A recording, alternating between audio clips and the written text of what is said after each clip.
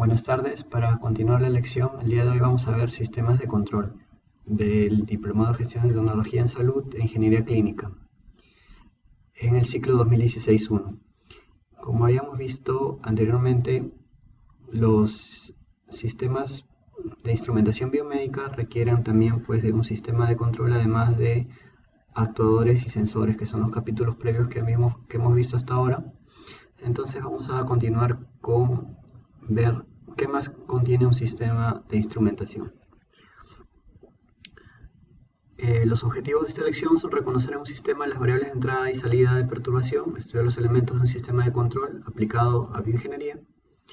Vamos a ver también cómo realizar o elaborar los diagramas de bloque de un sistema de instrumentación biomédica, estudiar las estrategias de control más utilizadas, y también aprenderemos un poco a elaborar diagramas de bloques de equipos y sistemas biomédicos. Bueno, para empezar la definición, hablaremos de qué cosa es un sistema. Entendámoslo como una caja negra que tiene un conjunto de entradas y salidas. Y pues este sistema está compuesto por una planta y un proceso, ¿no? Una planta, que es el lugar físico donde se desarrolla este proceso, y el proceso pues puede ser de tipo físico, químico, mecánico, eléctrico o biológico o de otro tipo, ¿no? Asimismo, vemos que el sistema interactúa también con lo que son las perturbaciones, ¿no? Las perturbaciones pueden ser internas o externas, ¿correcto? Vamos a luego ir explicando poco a poco qué cosa es una perturbación interna y externa y cuáles podrían ser los elementos de entrada y salida del sistema, ¿no? No necesariamente es una sola entrada, pueden ser varias entradas y pueden ser varias salidas también. Entonces, este sistema, pues, entiéndase pues como un sistema automático que va a realizar un control sobre algún parámetro, ¿no? Fisiológico para nuestro caso, y vamos a entender también qué cosa hay dentro de esta caja negra. Para ello empezaremos viendo un poco las diferencias entre control manual versus control automático, ya que en la mayoría de dispositivos, equipos biomédicos contienen pues mucha electrónica que provee respuesta automática a ciertos impulsos, ciertos inputs, y lo vamos a comparar un poco con lo que es el control manual, ¿no? En el caso del control manual, pues la información de los sentidos provee la información sensorial, el raciocinio o el análisis del procesamiento lo da el cerebro de la persona, porque es una persona el que desarrolla el proceso, un operador, y la acción de control lo dan los mandos que vendrían a ser los comandos posibles de una persona, que serían los sonidos emitidos por la voz, o algún comando manual desarrollado pues por una acción, ¿no? Táctil o una acción manual. Comparándolo con los sistemas automáticos, ya hemos visto que la información es captada del proceso, que en nuestro caso pues sería o podría ser una persona de la cual queremos estudiar algún parámetro, y a ella se conectan una serie de sensores para obtener la información. Por ejemplo, para la saturación de oxígeno se coloca el sensor de oximetría, ¿no? Y con él se va a obtener la información de la cantidad de hemoglobina, su saturación de oxígeno. Con este parámetro obtenido del sensor, se envía la información hacia una unidad de control que vendría a ser una CPU, un microcontrolador, un microprocesador, donde se va a realizar una serie de procesamientos de la información, ¿no? Por ejemplo, en el caso si seguimos con el caso de saturación, se podría ver los valores límites altos y bajos de esta información o de la saturación para luego establecer un control o una acción a partir de esos valores límites. Después de la unidad de control viene lo que es la acción de control que es realizada por el actuador, ¿no? Es justo que tiene que ver con el capítulo anterior que hemos visto. Y con estos actuadores pues se lleva a cabo una acción que es visualizada por el entorno o al proceso en sí, ¿no? En este caso podría ser al mismo paciente, al usuario que está manipulando, utilizando el equipo, ¿no? Podría ser, por ejemplo, una alarma, podría ser una alarma que podría ser visual, auditiva, podría ser una información en el display, un texto, un mensaje, ¿no? Si hablamos de saturación, ¿no? Pero no solamente podría ser de ese tipo la acción de control, sino pueden haber muchos otros casos, como por ejemplo en el caso de los equipos de radioterapia, cuya información de entrada sería la posición en que se encuentra el tumor que se va a irradiar, y a partir de esa posición la unidad de control es la que genera pues, el procesamiento de esa señal de ubicación tridimensional, envía los comandos necesarios para que los actuadores del equipo de radioterapia, en este caso serían unos motores que permitirían posicionar el cabezal que va a irradiar, y esa sería la acción de control, ¿no? Entonces, ahí hemos visto hasta ahora un par de ejemplos con equipos sencillos y un equipo un poco más complejo como es el equipo de radioterapia, ¿no? Ambos tienen controles automáticos y pues calzan perfectamente con lo que acabamos de explicar. Entonces, ¿cuáles son las partes de un sistema de control? Que obviamente intervienen con el proceso, que podría ser una persona, ¿no? O el estudio de un paciente. En principio del proceso se obtiene la señal del sensor o la información a través de los sensores y transductores.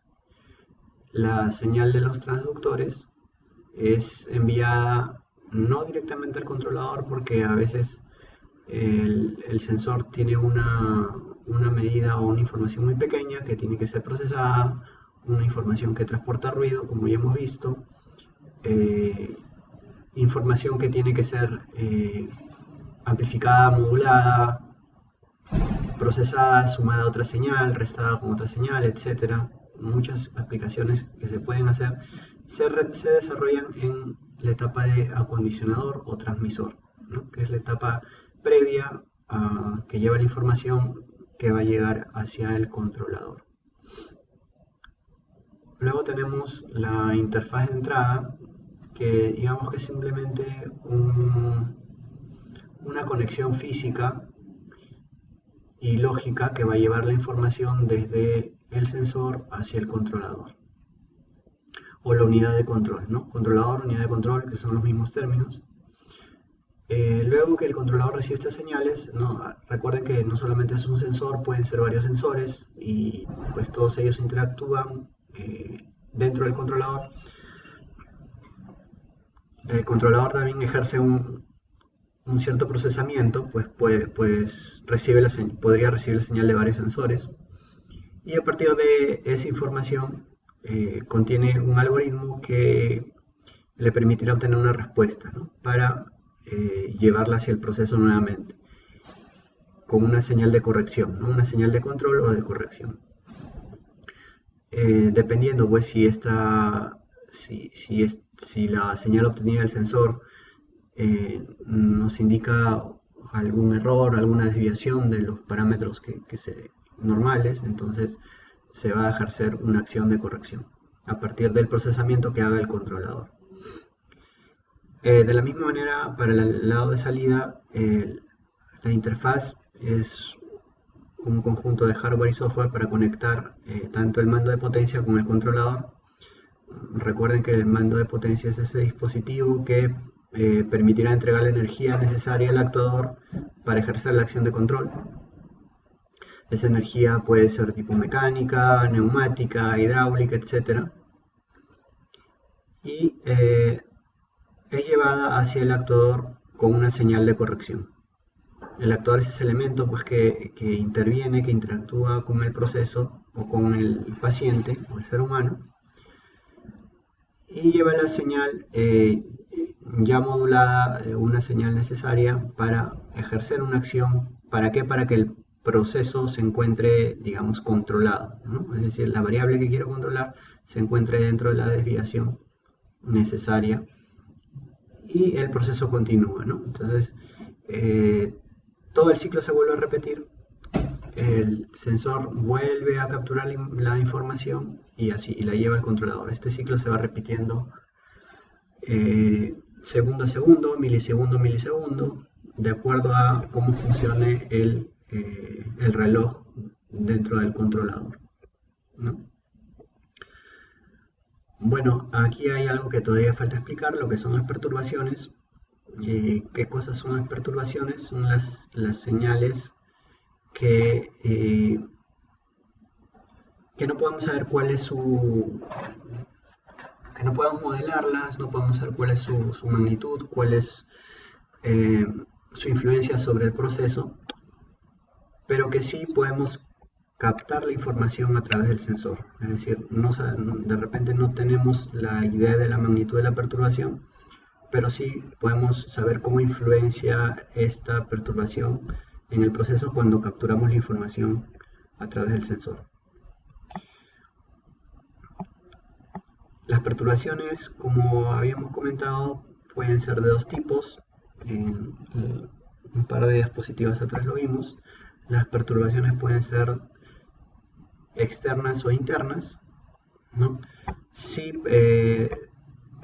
son externas si no provienen del mismo proceso, y son internas si provienen del mismo proceso, ¿no? Es aquella señal, la perturbación es aquella señal que va a generar una desviación en la variable que quiero controlar, ¿no? De cualquier tipo.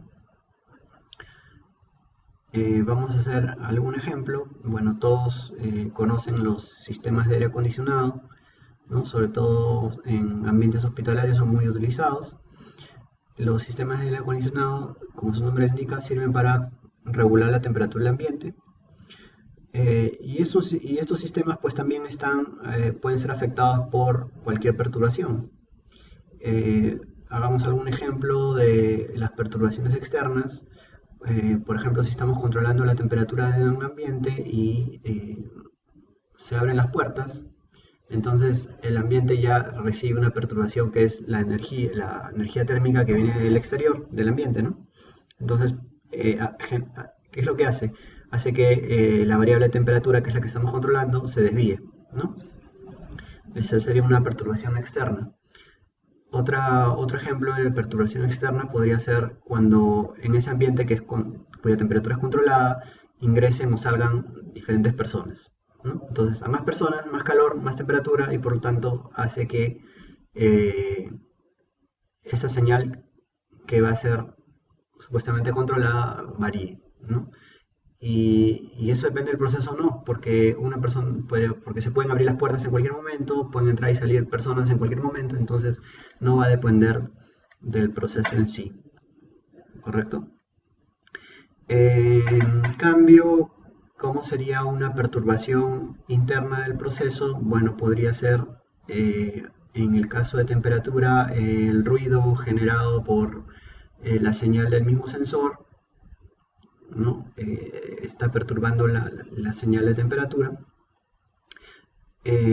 Una falla eléctrica dentro del proceso, una fuga de refrigerante dentro del sistema de aire acondicionado y muchas otras que dependen del mismo proceso, ¿no? Todas ellas pueden ser perturbaciones internas.